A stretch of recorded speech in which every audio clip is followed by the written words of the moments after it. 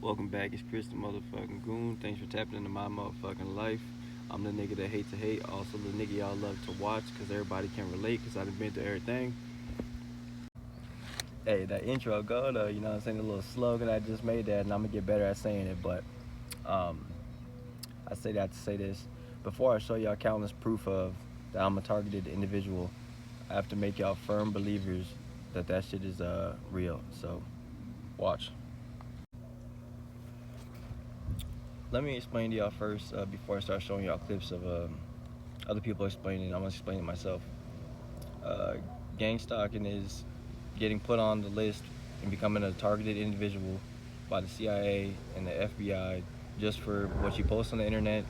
If you say something about Trump, if you're pro-black, if you talk about culture, if you talk about religion, if you talk about your beliefs, if you have influence and able to like rally people or whatever, if they think you have influence, um, or if they think you're smart and you know what the fuck you're doing and you don't fall for their bullshit and you see all the bullshit they doing and you call them out on the bullshit they doing, they're not finna like that. They're finna put you on the list so you can self-sabotage yourself, end up in jail, or kill yourself, or they'll kill you. One last thing, they be going hard for that human child trafficking shit. So like if you talk about anything about that, if you're against that, which everybody should be, then you're definitely getting put on that list because they definitely like that, and we definitely don't fuck with that. So like, yeah, we ops. The fact that I keep on having to redo these little short ass clips is annoying. I need to get better at speaking on camera, but this first person I'm gonna show you is the former head of the FBI. Former head of the FBI. He retired when he was in. He retired back in '79. He's gonna mention something about MK Ultra and who's behind all this gang stalking shit that y'all need to see. Actually, I had quite an illustrious career, 27 and a half years in the FBI. And in those 27 and a half years, I had 13 assignments, so DLA. Dr. West is the foremost expert on MK Ultra. MK Ultra is a government CIA mind control program. I was not, had absolutely no knowledge of the project, MK Ultra, the Monarch project, during the period I was in the FBI. It was only after I got out of the FBI going.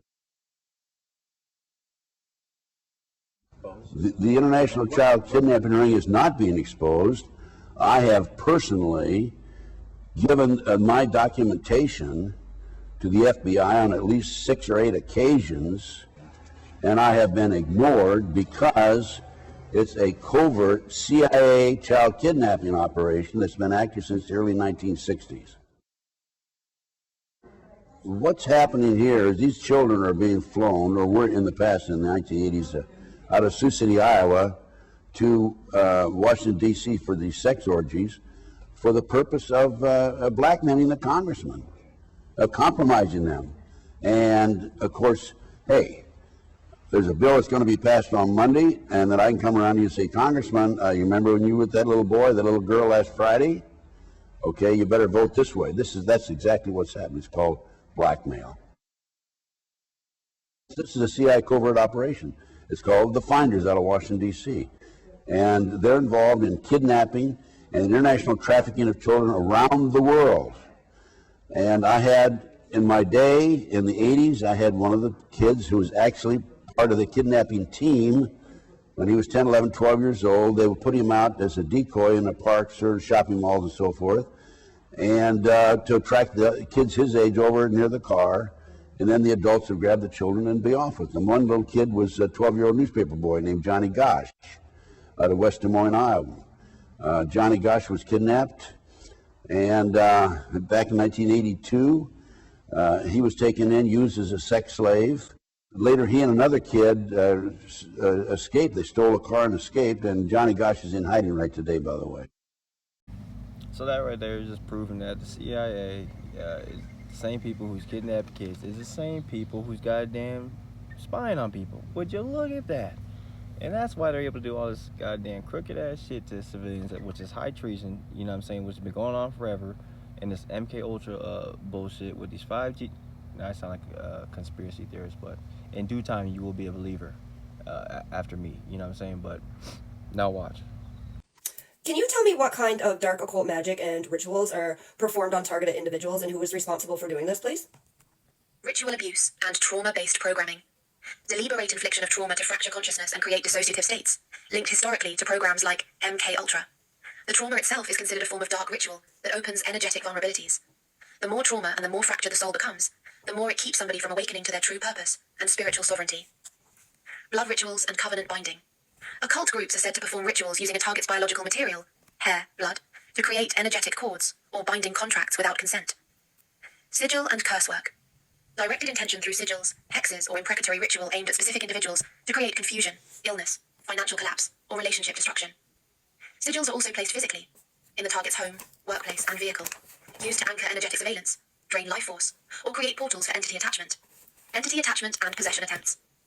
Lower frequency entities or demonic forces are deliberately directed toward a target through ceremonial invocation, intended to drain life force and distort perception. Thought form constructs and egregores are directed at specific individuals to create confusion, emotional destabilization, and spiritual interference. Who is documented as responsible? At the highest levels, high-degree dark occult practitioners, sorcerers, black magicians, and warlocks operating within elite secret societies, including satanic and Luciferian orders, Freemasonry, OTO, and certain Jesuit factions in esoteric research, initiate and direct these operations. Below them, the work is contracted out through layers of hierarchy to intelligence agencies using occult practitioners as assets, organized gang-stalking networks with ritualistic components, and down into local community-level operatives who may have no awareness of the full occult architecture above them. At the non-physical level, NOBA-aligned forces operate through all of these human proxies simultaneously. All right, that was like a deep dive of into who these motherfuckers is, but now it's gonna show you just like really their setup and how they hire people to fuck with you. Can you tell me about smear campaigns, how they're orchestrated, and who's involved, please? A smear campaign is character assassination on a massive scale. A coordinated attack on someone's reputation, involving large numbers of people working together across multiple areas of a target's life simultaneously. This is not a couple of people talking behind your back. This is a mass, organized operation built on lies, gossip, and slander. Here is how it is orchestrated. At the top, you have handlers and orchestrators who initiate the campaign, set the false narrative, and direct the entire operation. Below them are recruiters who bring in participants, neighbors, co-workers, community members, and sometimes even family members, giving each person their role in spreading the narrative. Many of these participants don't even realize they are part of a coordinated operation. They simply think they are passing along information. Then there is a network of informants strategically placed in the target's life to gather intelligence, report back, and feed the narrative with details that make the lies seem more believable. Online coordination happens through private groups and encrypted messaging apps, where participants are given talking points and instructions to spread the slander across multiple platforms simultaneously. Here is who is involved. Handlers and coordinators orchestrating the operation. Law enforcement, hospitals, and official institutions lending false credibility to the narrative. Community members recruited to spread lies and gossip. Online accounts amplifying the slander across social media. And sometimes even family members or trusted people turned against the target. The tactics: they spread rumors and exaggerated truths mixed with outright fabrications. They isolate the target socially by turning their community against them. They sabotage your job and workplace, undermining your professional reputation and livelihood. They use gaslighting to make the target question their own reality. And they create a false consensus that everyone already knows something damaging is true. Smear campaigns are sustained and methodical over time. Not random gossip.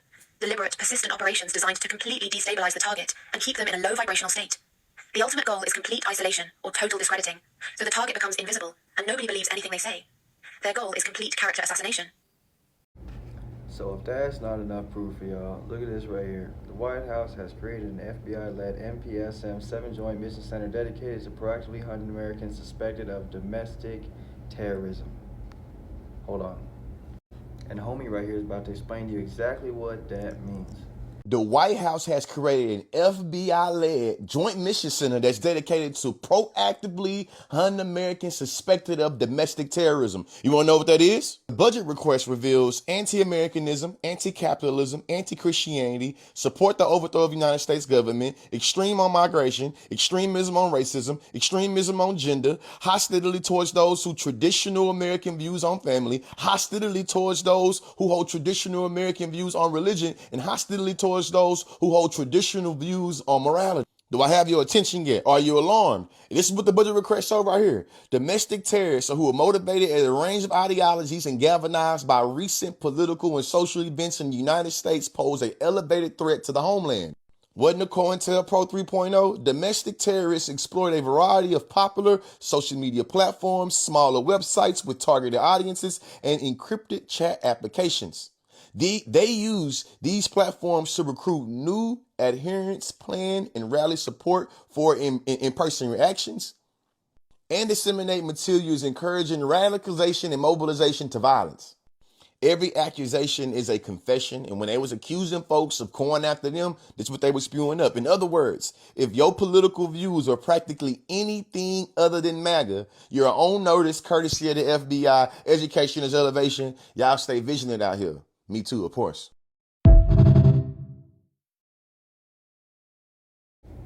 And if that's still not enough for y'all, watch this next clip right now. You know what I'm saying? Stay tuned for more proof. And how they're collecting information on Americans, even as they terrorize our towns and cities. Supporting our surveillance reform legislation is the one way you can do something specific about it now. For example, our bipartisan reform bill takes on an issue I've been working on for years. It's the government's purchase of private information on the American people from one of the sleaziest industries in America, which is the one run by the data brokers. Both ICE and CBP have purchased and used Americans' location data, highly sensitive information that can reveal what medical clinics you go to, what protests you're involved with, and the friends and family you see. The agencies have made various arguments to justify collecting these records, including the false assertion that all Americans actually consented to location data being collected. I want to emphasize that the government in these cases bought records of millions of Americans' movements without any warrant or court oversight whatsoever. If the FBI wants to wiretap just one person's phone or to obtain a week's worth of location information about where that person went from a phone company, the agency would need to go to a judge and justify the surveillance. That's what the Constitution requires. But if the government wants to buy that very same location data about millions of Americans, the government maintains that it doesn't need anything except a credit card. In 2023, it was forced to shut down a program to purchase location data of our people to scrutiny that had been done by the Inspector General and Congress. But last year, there were public reports that it had resumed this dangerous practice, and ICE is currently stonewalling congressional oversight on it. Location data is not the only sensitive information on Americans that the government is purchasing without a warrant.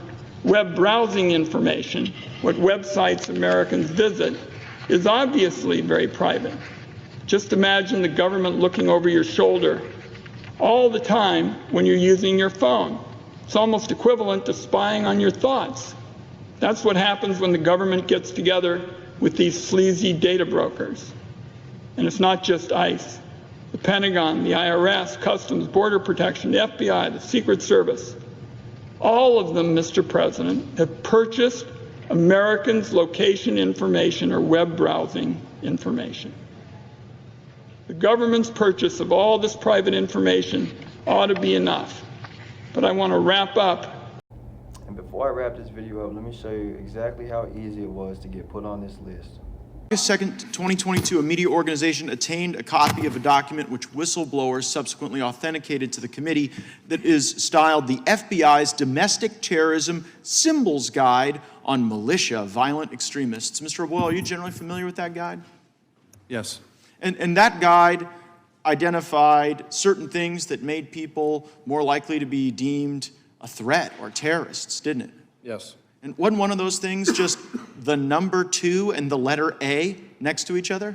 Yes, it was. And in your experience as a law enforcement official, does putting the word 2 or the letter 2 and A next to each other make someone more likely to be violent or law-breaking? No. And if someone signified the right, that they support the right to bear arms, was that also something in the symbol guide? Yes. And how about, this one really got me, the Betsy Ross flag. Was the Betsy Ross flag in the terrorism symbol guide? It was. And what about the Betsy Ross flag makes someone more likely to be a violent extremist? I wish there was a reasonable explanation for that question. There isn't. And people blew the whistle and said this stuff is crazy. Americans are being targeted. Okay folks, what is the overall summary that we learned here today in this video? The CIA, the FBI, and all the agencies are really gang stalking. It's really real. They're really doing it. And they're the same people who are child trafficking and trafficking all these people and committing the worst crimes in the world are the same people who spying on Americans. And it's easy to get put on the list. There's so much proof that this is really real. It's not a conspiracy. I'm not a conspiracy theorist. This is really happening. I am proof of this. So if y'all don't want to believe, then y'all just haters and y'all don't want to see. You know what I'm saying? Stay tuned for more information, more videos. I'm going to keep y'all up to date. Now that everybody's a firm believer that it actually exists and this shit's actually real, now I can start showing you the real proof that's happening to me in my life. There's the fun part. Make sure y'all go like and subscribe to my channel so I can give y'all these gems and drop this wisdom on y'all. Stay dangerous.